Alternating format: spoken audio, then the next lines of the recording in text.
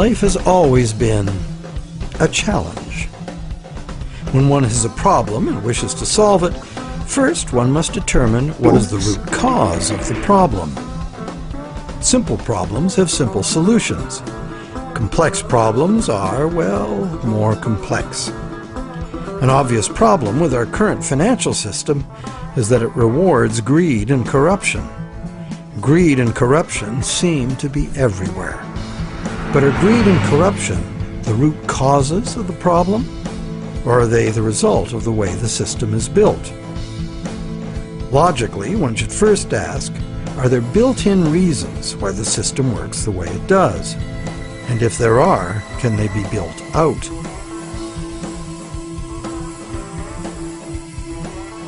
Some say the basic reason the system is unstable and leads inevitably to corruption is the charging of interest. As explained earlier in this series, in our current bank credit as money system, the principal amount of a bank loan is simply created from the borrower's promise to pay back the principal plus interest in money. But the money to pay the interest is not created.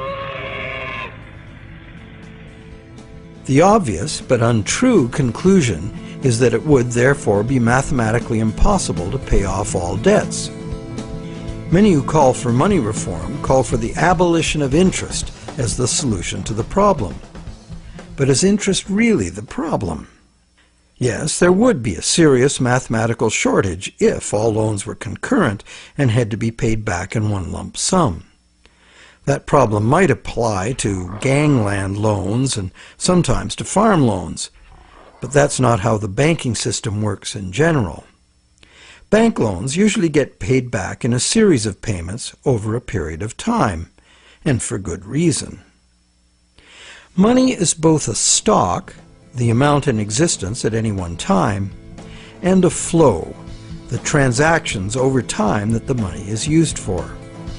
Flow works like this. If I, the rich guy, lend you $1 and that was the only dollar in existence, the stock, could you pay me back $100? Well, if it had to be paid in one lump sum, no. That other $99, the interest on the loan, would be impossible to pay. It would be impossible to pay even in $2 payments, because there is only $1 in existence. But if I let you pay me the $100 in $1 payments, magic happens. In fact, in $1 payments, you could pay me back any amount of interest if you lived long enough. The only condition required to make full payment of a $100 debt with only $1 in existence is that I give you the opportunity to earn or otherwise get that dollar back each time you pay it to me. This is the flow, and by means of the flow, the same dollar can be paid any number of times and becomes effectively many dollars, all legitimately representing the work done to earn them. It is always the work, the real value, that pays the debt and gives the dollar its value, not the dollar itself. The relationship in our example is dreadfully unequal, because the man with the money has enslaved the man without it, just like the real world, some would say. But a simple loan at interest need not produce a shortage of money or cause unpayable debt if flow is 100%, as in our example. Flow is the real measure of economic activity. It's much more significant than the stock in a money system, as it multiplies the effective money in circulation. Given that today we use an exclusively debt money system, what is flowing in all these transactions is credit or promises to pay money. This credit is ultimately nothing more than the promises of borrowers to pay this credit back, usually according to a time schedule and usually with interest added. To pay this credit back, most of us will have to work and earn it by being productive. So, therefore, the real value of the money that flows in our economy today is created by our promises of future productive work. We take a loan in order to have something now rather than later. We agree to pay interest on into the future, thus reducing our future spending power, often by more than the amount of the original loan. However, with an understanding of flow, we see that there's no intractable arithmetic problem with the charging of interest. The problem is a social and systemic one. Lenders have neither obligation nor incentive to spend all their interest income so that the borrowers can earn it again and again. In fact, money lent once into existence is lent as existing money a second and a third time in expectation of more gain. The problem is basically one of incomplete recycling, where money needs to be spent, earned, and used to extinguish the debt that created it. It is instead lent or invested for gain. In other words, money that must be extinguished is, instead, expected to grow forever.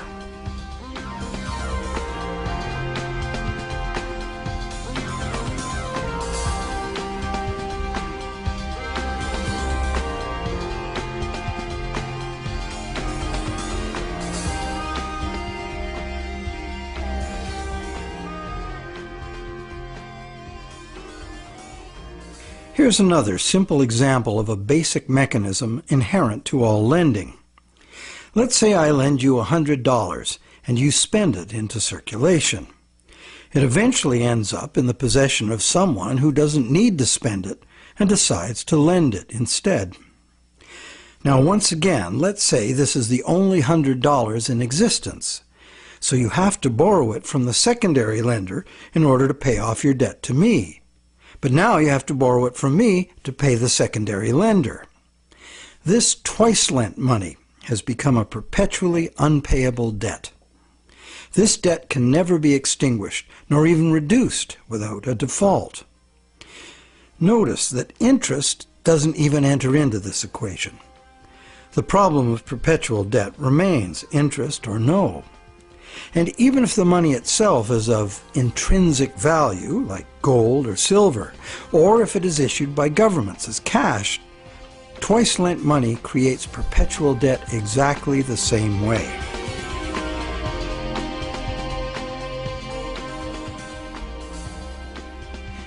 When the same money is lent at interest, several times simultaneously, not only is the debt perpetual, society as a whole is paying moneylenders multiples of the interest rate for the use of the same money. There's an expectation that existing money should increase indefinitely by being lent at interest. But this requires us to mentally divorce the money from the debt from which it came. However, the reality is, every dollar created today has a scheduled appointment to be extinguished as a principal payment on the loan that created it. And that's why debt money can't be separated from the debt that created it. It's like a yo-yo spun out into circulation in the economy for a while and then pulled back in at the appointed time. In order for the yo-yo to be free to return, all of the debt money needed to extinguish the debt has to be available to be earned. The flow must be complete. Can't we just pay off these debts with other money? But what would other money be? Today, the amount of physical cash and coin in circulation is very small. Almost all money is bank credit, debt money. So if almost all money comes into existence the same way, then it's valid to picture each debt money dollar as having its own cycle from creation to destruction. So, the question, can we pay off debts with other money? No, there is no other money, as all of it is similarly committed to debt in one form or another. Therefore, the only way to ensure current payments can be made is to constantly increase the total amount of money in the system. But more money in a debt money system means more debt, so the debt hole in reality just deepens. Since debt is money in this system, it creates the fantasy of wealth for a while. But fantasies must come to an end. The day of reckoning can be pushed back, but only by passing the debt on to generations yet unborn, which is precisely what we are doing now. Government debt piles up endlessly. Corporate debt piles up, consumer debt too. As long as total debt keeps increasing, the system can stay ahead of the debt monster. But all of this debt is an absurd fantasy that our descendants will surely never repay. Nor would they be advised to, as repayment of debt would eliminate the money stock and plunge the world into a depression.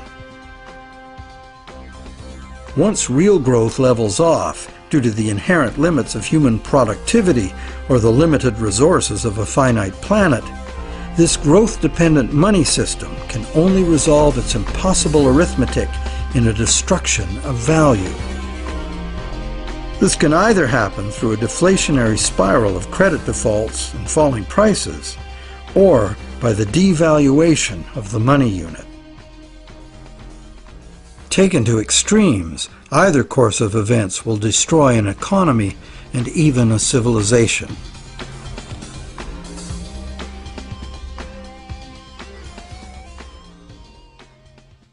The only other choice is debt forgiveness. In the ancient world, a regular debt jubilee, society-wide forgiveness of debts, was a common practice to deal with these unavoidable problems with lending.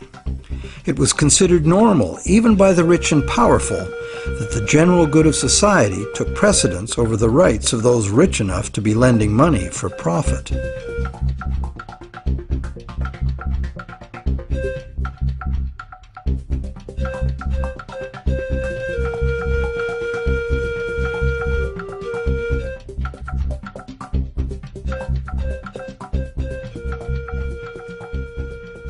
Some say that the money system's problems would be solved if we returned to using gold for money, or silver, or some other limited or hard commodity like oil or energy in general.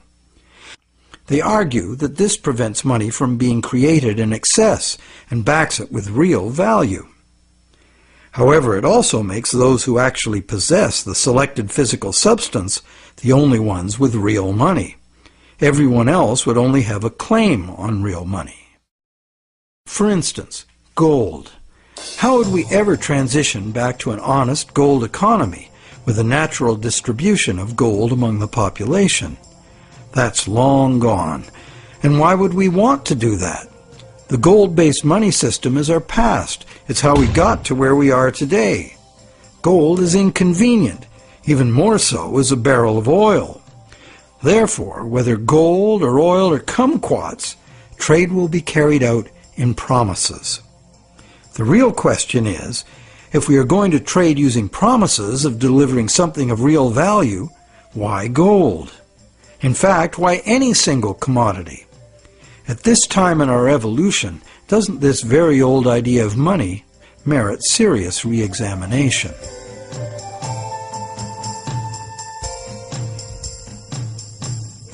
It can be argued that our current elastic debt money is backed by real value, every bit as meaningfully as gold.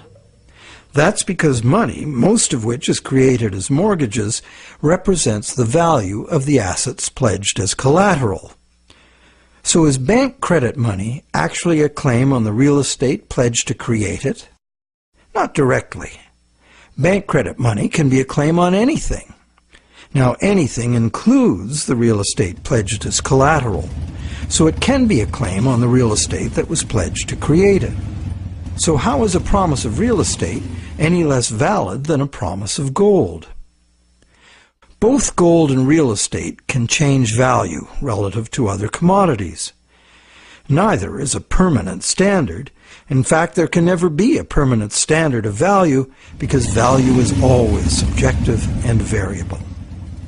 So it would seem that the crucial difference between a claim on gold and bank credit is that bank credit is not a claim on any specific real thing, while the promise of gold is.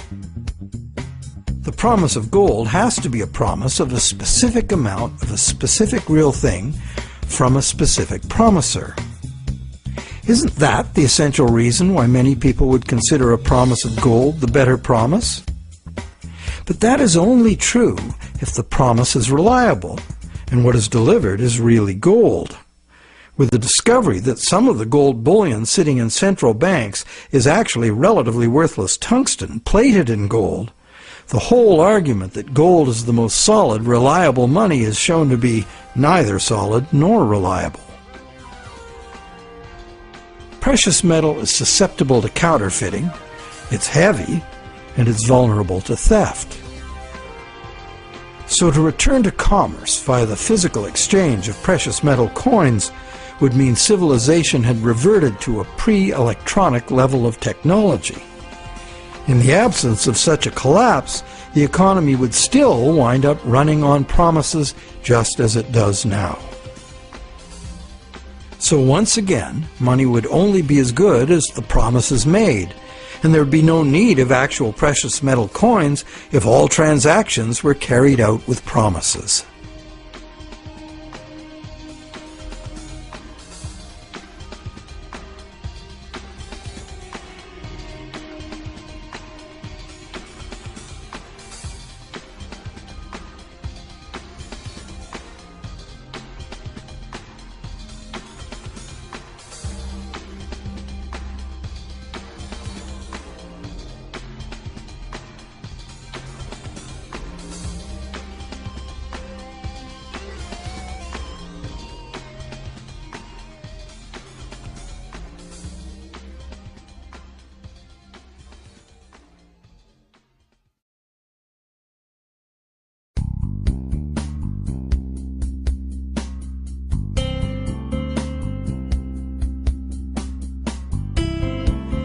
The fundamental question is, what does the need for money to enable trade have to do with the amount of some shiny metal there is, or the amount of any single natural resource or commodity, or real estate for that matter?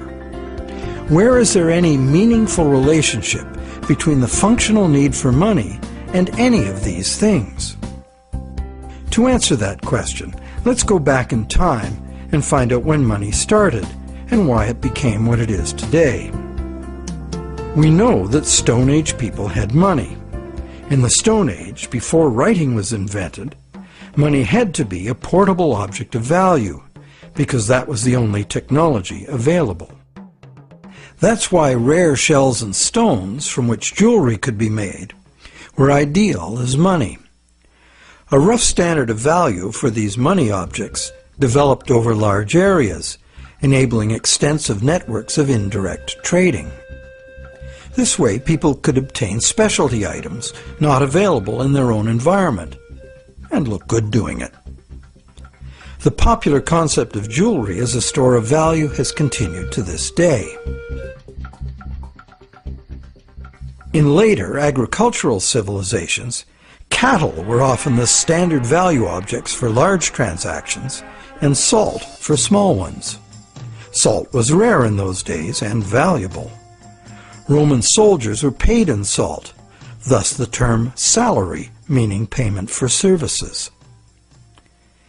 With the invention of writing, trade in other commodities could be carried out using promises of cattle and salt. The cattle and salt weren't necessarily what was finally delivered. They were just commonly understood units of value in which the real trade goods could be conveniently priced. Written credits were expressed in these two common units, although they represented a variety of real goods and services. This form of money was ideal for local economies, where traders were known to each other and pledges could be collected upon.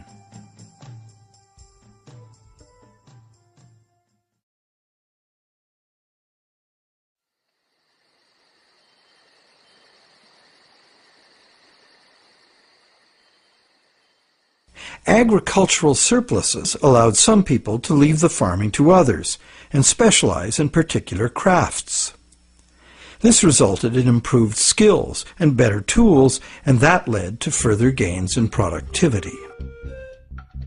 This specialization of labor required increased trade, as more people opted to produce a single item of enhanced value. They would then need to trade their specialty for the broad spectrum of necessities that past generations had produced for themselves. But direct barter was inefficient. So more trade led to a greater need for money. Over many centuries, various forms of money were tried. Eventually, gold and silver coins proved to be the most useful money objects because they were conveniently portable and similarly valued across large areas of the civilized world. They were also easily standardized for weight and purity, and did not require enforcement of value by some authority, nor redemption in goods from someone far away. Thus, for very good reasons, gold and silver became the universally successful international currencies, accepted as final payment of debt almost everywhere.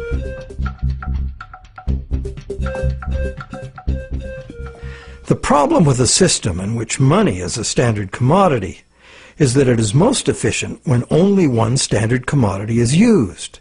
But if you do that, it makes the value of money exclusively dependent on the quantity of that one commodity in relation to all other commodities.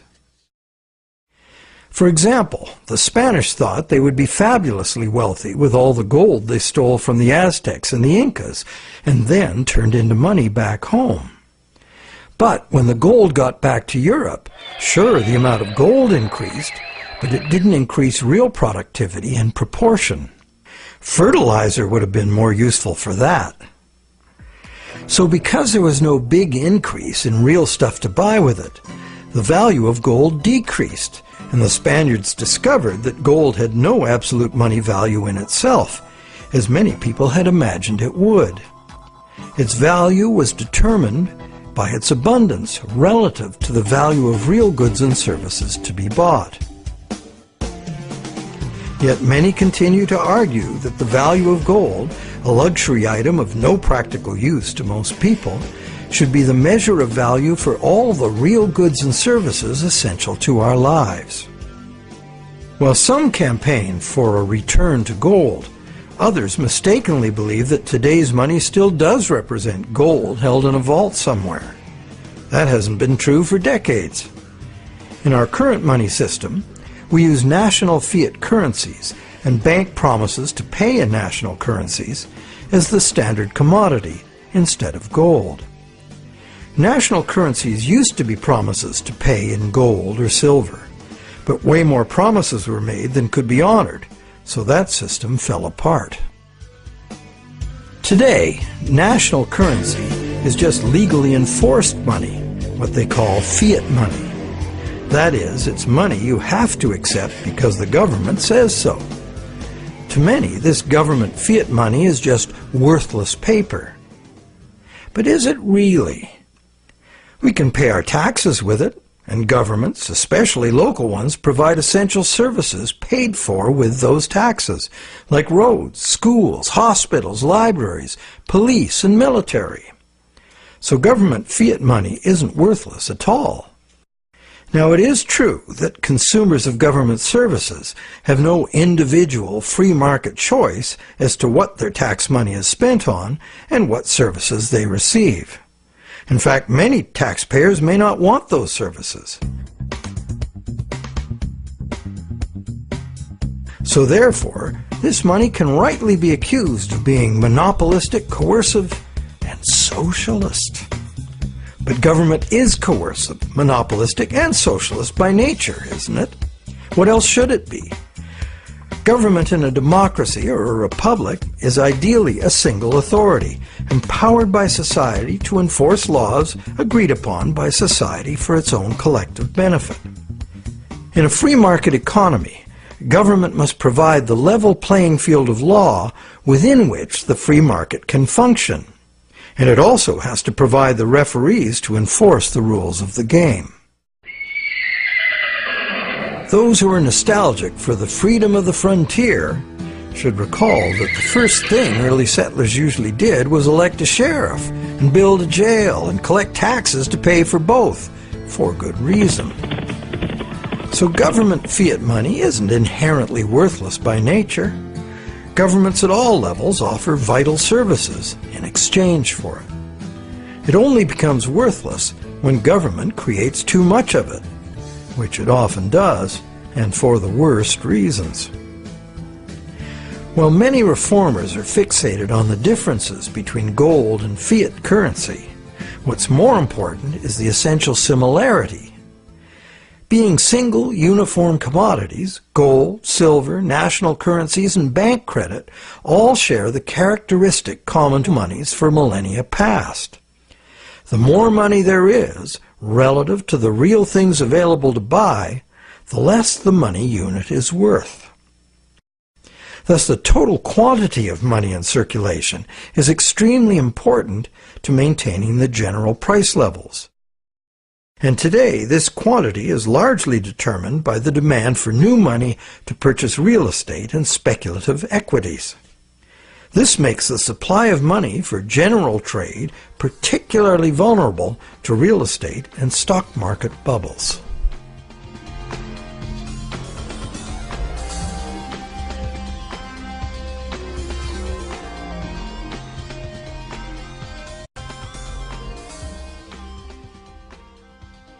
Perhaps the most significant problem with money as a single commodity is its tendency to concentrate wealth.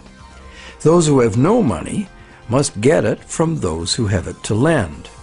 Anyone with extra money can lend it at interest, and if, rather than spending all of the interest, they add any of it to their lending capital, they will accumulate even more money to lend. One reputable study counted all the ways we pay interest, directly on our own debt and indirectly in prices and taxes for corporate and government debt. This was compared to the interest we earn from all sources. This study found that only the richest 10% come out ahead. The next 10% do little better than break even, and the remaining 80% pay more than they receive, the poorest losing out the most. Now, in our current bank credit system, money is created as debt to banks. This debt is required to be repaid to the banks in money, either fiat cash or bank credit. Therefore, the ability of all borrowers to repay depends on the availability of fiat cash or bank credit. The supply of fiat cash is controlled by the nation's central bank, but fiat cash makes up only a very small proportion of money. Usually about 95% of all money is bank credit. And who controls the availability of bank credit? The banks? Well, on the one hand, what the banks can do is constrict the supply of credit any time they want to, with high interest rates or by just not granting loans. On the other hand, the banks can lower interest rates and encourage borrowing, but they can't expand the money supply unless borrowers are willing to borrow. If cautious and reliable borrowers are in short supply, banks must take bigger risks, as interest must be paid to depositors and banks cost money to run. The bank credit money supply is, as they say, highly elastic. And because it's based on the willingness of borrowers to borrow and the reliability of borrowers' credit, it is vulnerable to both rapid expansion and drastic shrinkage. Also, everyone is legally obliged to pay in money. Now, money in reality is just an accounting of debt, and accounting follows strict rules, so the whole situation is governed by inflexible numbers. That's why a sudden shrinkage in the money supply caused by some defaults has the inevitable follow-up effect of causing more and more defaults and even more shrinkage of the money supply. This self-reinforcing downward suction leads us into economic collapse and the economic and social absurdity of unemployed, dispossessed people camping outside their empty, vandalized homes. And what does the government do about it? It loads bankrupt taxpayers with astronomical fantasy debt that will never even be reduced, never mind paid off.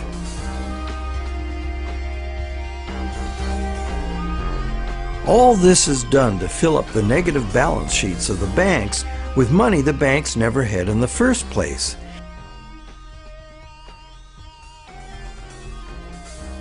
And then they use it to pay themselves obscene bonuses. Life is good for those who know how to play the system.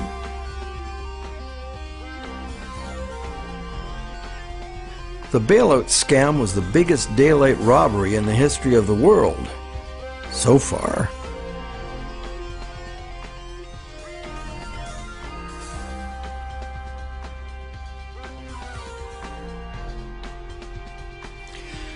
All of these tendencies of the money as commodity system are features of the system itself.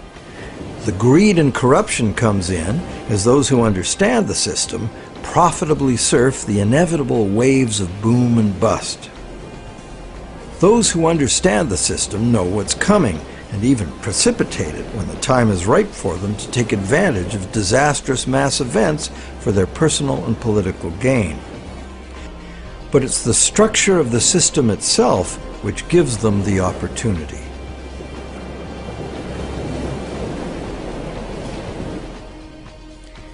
And they have taken this opportunity over and over again since ancient times. People complain of the injustice, blame each other, blame the left or the right or whoever the scapegoat of choice is. But they never really catch on to the reasons this keeps happening. That's because most of us shy away from trying to understand the true nature of money and of freedom. The basis of freedom is essentially the freedom to exchange goods, services, ideas.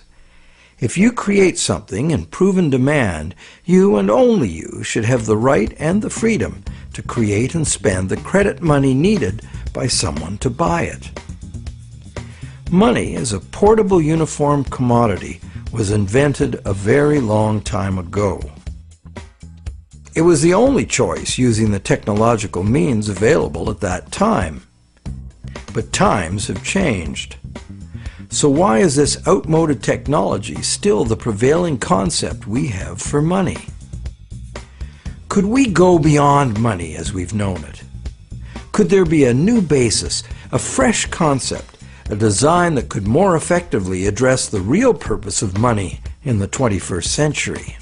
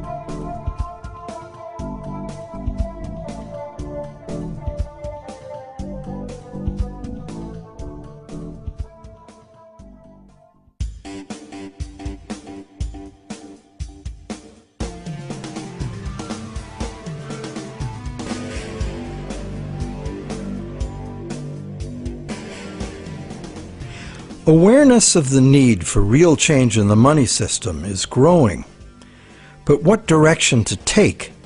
What exactly is the problem, and how can it be solved?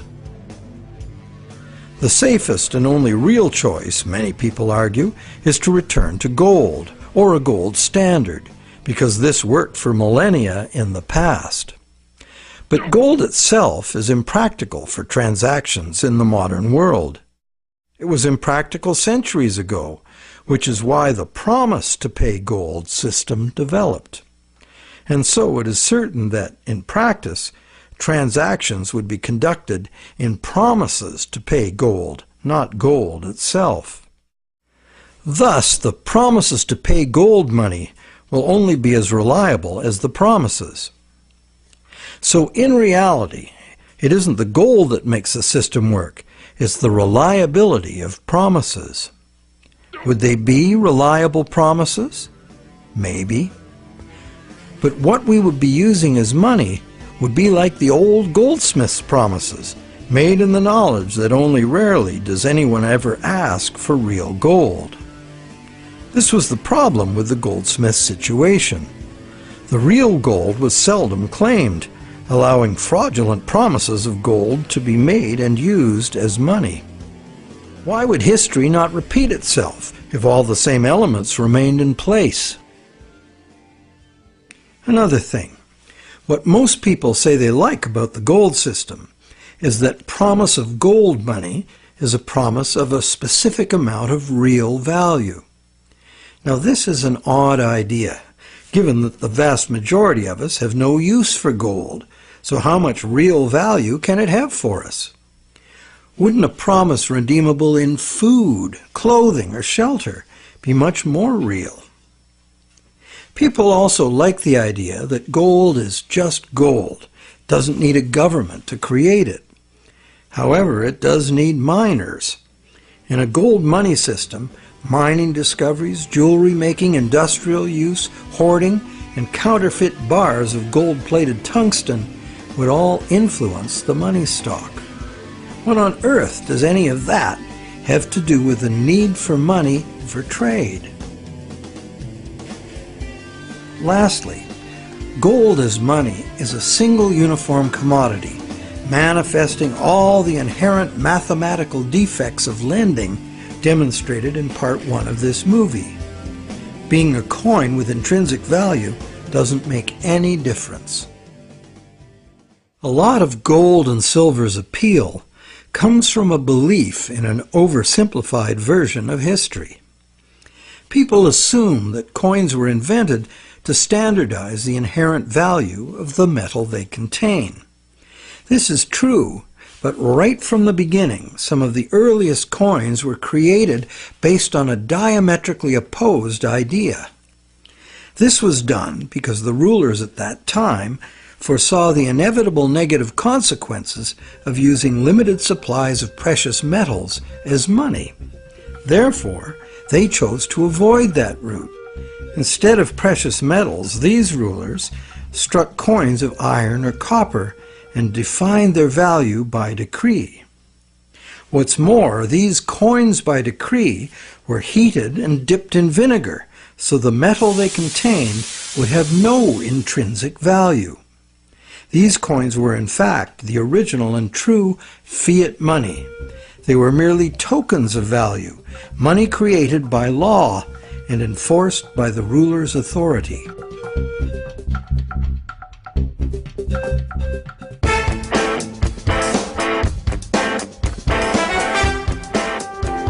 Pure fiat money is the other main idea favored by money reformers. They would restore fiat money to its true status as a national government monopoly on money creation. This current of money reform, in stark contrast to the gold advocates, insists that true money is fiat money by authority of the state. This money is to be simply spent into existence as a promise by the state to accept the same money back in payment of taxes. The taxes are compulsory, and the state also promises to enforce the acceptance of this money in court. These are very reliable promises and can result in very reliable money. if not abused. The problem these fiat money reformers have with the current system is that government has given away this power to private bankers and is now borrowing at interest money it could create itself with a few keystrokes, just like the banks do. This results in a massive unpayable national debt on which interest will forever be paid. This ever-growing national debt expands the money supply when new money is created by the central bank to buy more government debt. And the interest burden, passed on through taxes, adds to the cost of almost everything we buy, one way or another. In contrast to money being created as national debt, fiat money, simply spent into existence, would save the taxpayers immense sums of interest. It would free future generations from impossible debt, and it would forestall the tendency to inflation because the money supply would not grow forever with the national debt, as there would be no national debt. In the fiat money system, taking fiat money out of circulation by means of taxes preserves or restores the value of the remaining money in circulation. Not taxing it back sufficiently would devalue it. Understanding the proper use of government fiat money is a revelation. If you can charge prices or taxes for something in the future, you can issue that much new money now, because it is your valuable services to others and the reliability of your promises that create the real value of any money. The government can honor its promises to accept its money back in taxes, and it will make your debtors pay you in government fiat money if you take them to court. These are good reasons why government-issued money works now, and why it would work if governments just self-issued this credit instead of borrowing it from banks. But in this pure fiat money system, the money supply must still be determined by central authority. Therefore, the money supply is still limited, monopolistic, and managed from above. They have the power to create money, and you have to get the money from them.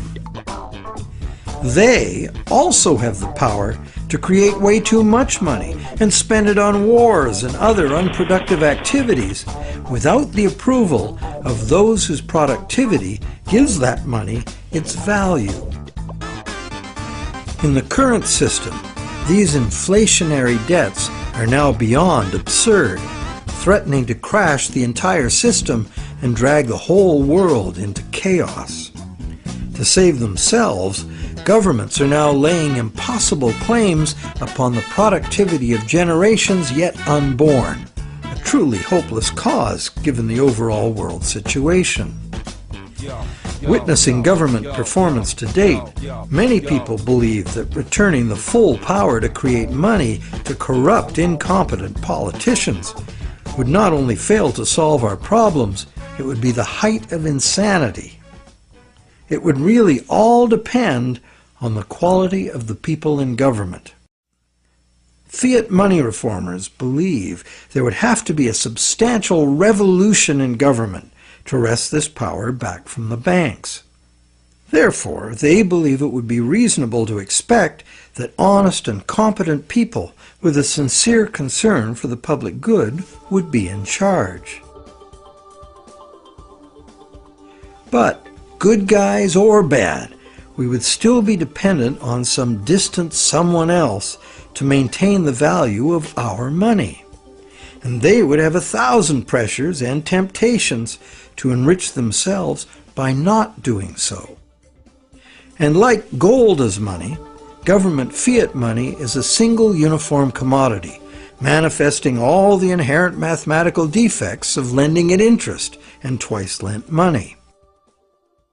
Once the government creates the fiat money, and it goes into the banking system to be lent at interest, the problems created in the current system will continue as before. So, this pure fiat money idea might be very useful in rescuing governments from their own hopeless financial positions, and it is a limited example of the self-issued credit principle being advocated here. But pure fiat money would not address the root problems inherent in the math of lending, unless the principle were expanded beyond government.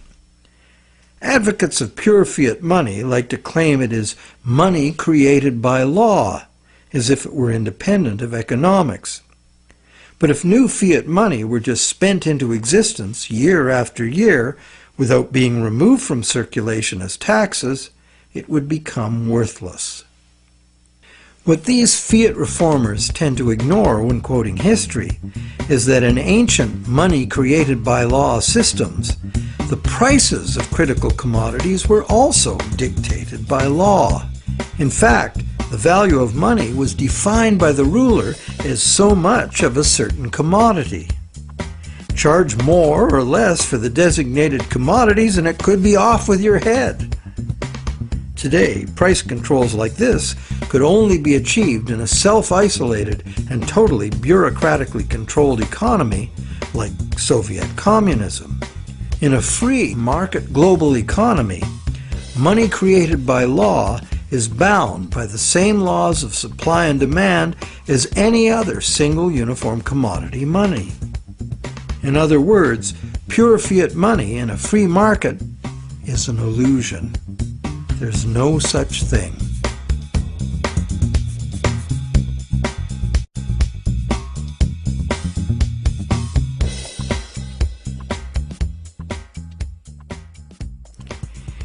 In the third stream of money reform are the various types of so-called alternative currencies, all of them based on some concept of money being created as self-issued credit. Many examples of such systems exist today all over the world. Some are very successful business-to-business barter networks, in which businesses create product credit money to use among themselves, independent of banks and government, and usually interest-free. Such systems are tolerated, and in Switzerland the existence of the Weir system is generally credited with stabilizing the banking system by expanding when the conventional system contracts and vice versa. But in the past, when they became too successful, alternative currencies were usually suppressed by the banking system or even outlawed by government. So, active suppression is the most significant external problem. The most common inherent problems with these systems are their limited scope and acceptance, their operating costs, and the unreliability of member credit. What the conventional banking system provides, worldwide reach, affordability, credit checks, and debt enforcement, are the necessary services that are usually inadequate or prohibitively expensive in the alternative systems. Once the small group of idealistic and honest originators are joined by members exhibiting the full range of human behavior, alternative systems discover they must deal with cheaters. Some are deliberate cheaters, others just not too conscientious about their debts. And at the opposite end of the spectrum are the hyper-conscientious people who won't issue credit because they are afraid they won't be able to fulfill it. A self-issued credit system cannot work if the members are afraid of issuing credit.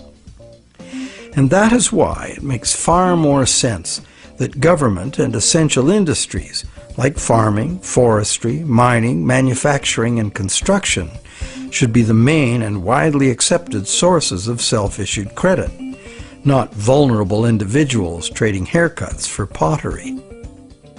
However, we are talking about creating a truly liberated system of exchange.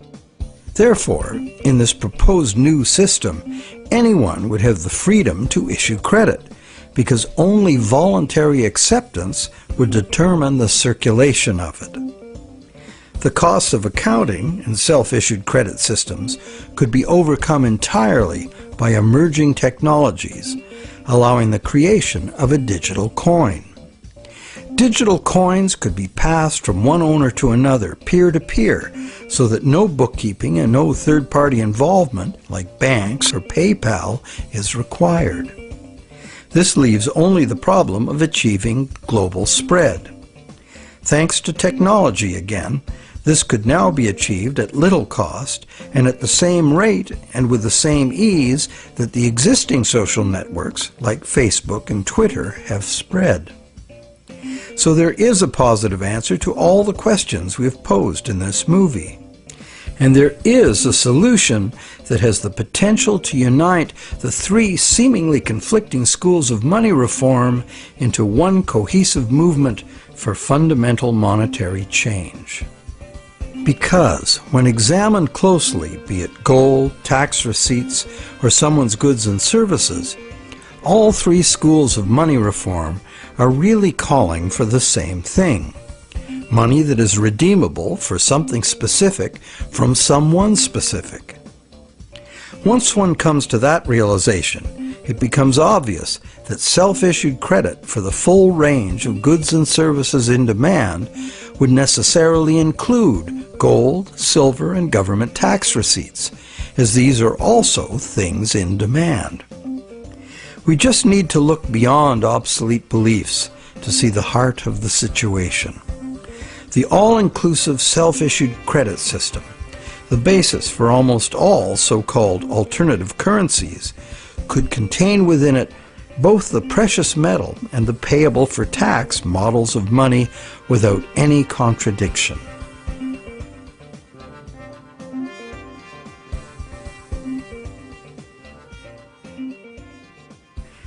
Money has both religious and social histories that are fascinating and go well beyond just the need for trade.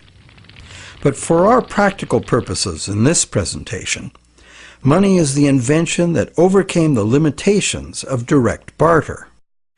Money is, therefore, a technology, a way to solve a problem. Most of us would agree that we have a problem with our money system. This is no surprise once we realize the current system was designed by bankers in their own interest, and governments wanting to pump out artificial money to wage war and pay for it with the hidden form of taxation called inflation. It was not a well-thought-out project of mathematicians and engineers seeking to create a money system for the general benefit of humankind. There are now many people, including mathematicians, engineers, and even cartoonists, trying to rethink money as the need to do so becomes obvious. In this presentation, we've proposed that we return as close to direct barter as we can, because doing so would anchor the money system directly to the real-world things we want to exchange. The destructive flights of fantasy money that have brought the current system to its breaking point would not be possible. Self-issued credit is not a new idea. It is, in fact, an idea as old as numbers and written record-keeping. That is very old. However, only with our new technologies can it finally achieve its full potential as an international medium of exchange. And this transformation is already underway. Extensive electronic barter networks, some with their own currencies, exist among businesses right now. These could grow into a new global money system.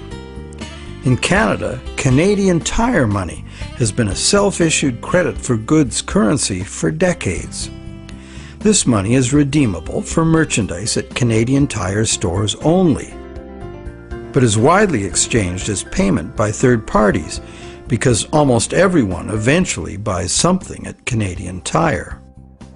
Like air miles and other bonus point systems, it is only a customer reward program at present. But anything that can serve the purpose of money can be money. Private enterprise self-issued credit money already exists in several forms all over the world, and more private enterprises are going in this direction. Money becomes money by acceptance. So one could say the path to freedom lies before us if we can only accept new and broader ideas of what money is. Looked at logically, why wouldn't a legally binding contract for delivery of specific goods and services from a specific supplier be much more acceptable as a medium of trade than the much abused government bank monopoly money we are using now? And does it not seem natural and logical that the source of money should be the same as the source of real wealth, the productive members of society? And does it not seem natural and logical that the value of anyone's credit should be determined solely by their own proven success at living within their means, no one else's?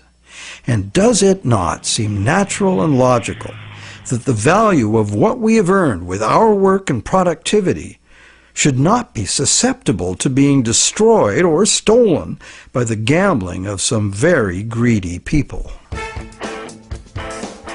We hope that watching the Money is Debt series has given you insights into why our money system functions the way it does. We also hope that we've demonstrated how a return to gold or a switch to any single uniform commodity as money does not solve the fundamental problems with money. Manipulation of single commodity money has milked productive people of their life energies and prosperity for millennia. That this predatory wealth extraction system could soon take the form of a single global bank emerging as an unaccountable big brother world dictatorship should concern everyone. We hope you're encouraged to do your own thinking about money, a subject that has been ignored and misunderstood by the public for much too long, to our great disadvantage.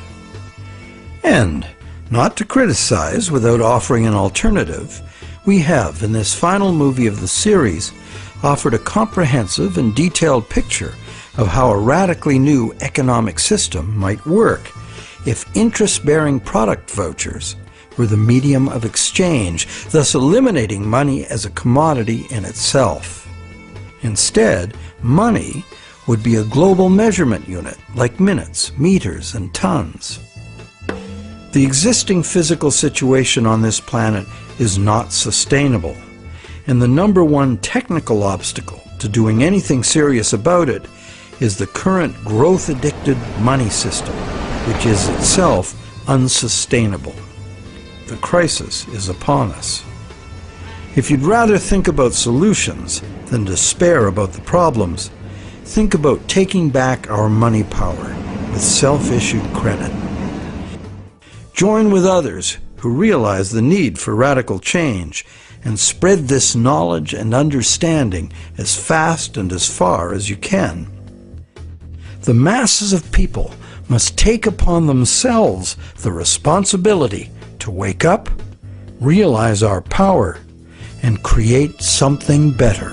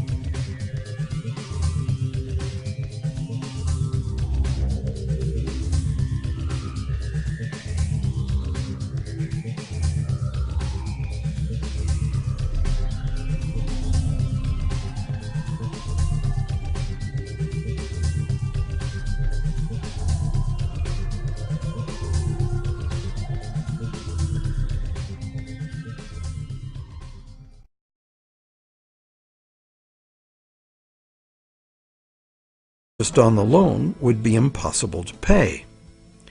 It would be impossible to pay even in $2 payments, because there is only $1 in existence. But if I let you pay me the $100 in $1 payments, magic happens. In fact, in $1 payments, you could pay me back any amount of interest if you lived long enough. The only condition required to make full payment of a $100 debt with only $1 in existence is that I give you the opportunity to earn or otherwise get that dollar back each time you pay it to me. This is the flow, and by means of the flow, the same dollar can be paid any number of times and becomes effectively many dollars, all legitimately representing the work done to earn them. It is always the work, the real value, that pays the debt and gives the dollar its value, not the dollar itself. The relationship in our example is dreadfully unequal, because the man with the money has enslaved the man without it, just like the real world, some would say. But a simple loan at interest need not produce a shortage of money or cause unpayable debt if flow is 100%, as in our example.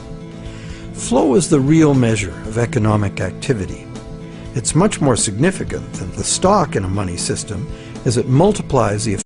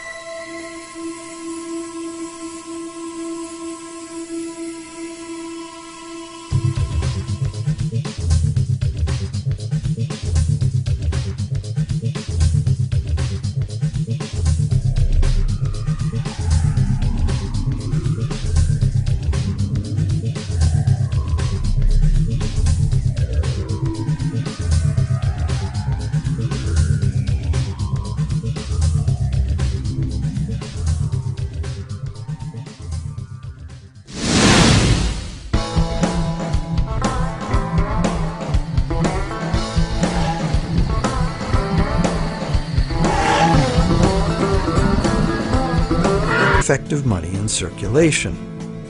Given that today we use an exclusively debt money system, what is flowing in all these transactions is credit or promises to pay money. This credit is ultimately nothing more than the promises of borrowers to pay this credit back, usually according to a time schedule and usually with interest added. To pay this credit back, most of us will have to work and earn it by being productive. So, therefore, the real value of the money that flows in our economy today is created by our promises of future productive work. We take a loan in order to have something now rather than later. We agree to pay interest on into the future, thus reducing our future spending power, often by more than the amount of the original loan. However, with an understanding of flow, we see that there's no intractable arithmetic problem with the charging of interest. The problem is a social and systemic one.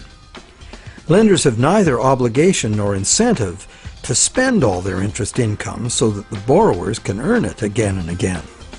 In fact, money lent once into existence is lent as existing money a second and a third time in expectation of more gain. The problem is basically one.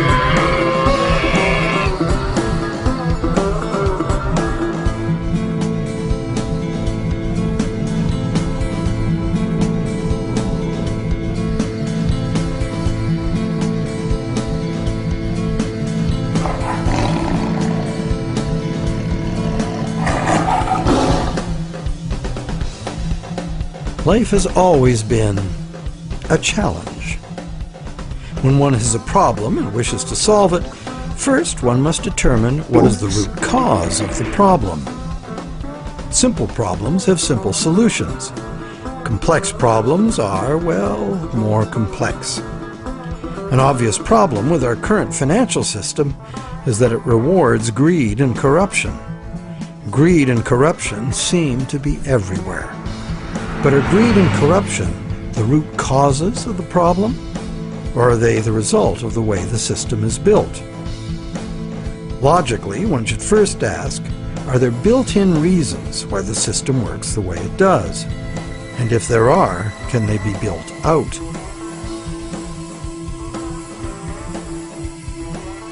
Some say the basic reason the system is unstable and leads inevitably to corruption is the charging of interest. As explained earlier in this series, in our current bank credit as money system, the principal amount of a bank loan is simply created from the borrower's promise to pay back the principal plus interest in money. But the money to pay the interest is not created. The obvious but untrue conclusion is that it would therefore be mathematically impossible to pay off all debts. Many who call for money reform call for the abolition of interest as the solution to the problem. But is interest really the problem? Yes, there would be a serious mathematical shortage if all loans were concurrent and had to be paid back in one lump sum.